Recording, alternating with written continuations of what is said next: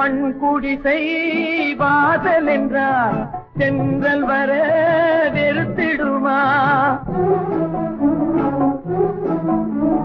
மண் குடிசை வாசல் என்றால் தென்றல் வர வெறுத்திடுமா? மாலை நிலா ஏழை என்றால் வெளிச்சம் தர மறுத்திடுமா? உனக்காக ஒன்று எனக்காக ஒன்று ஒருபோதும் தெய்வம் கொடுத்ததில்லை. கொடுத்ததெல்லாம் கொடுத்தான். அவன் யாருக்காக கொடுத்தான்? ஒருத்தருக்காக கொடுத்தான், இல்லை ஊருக்காக கொடுத்தான்.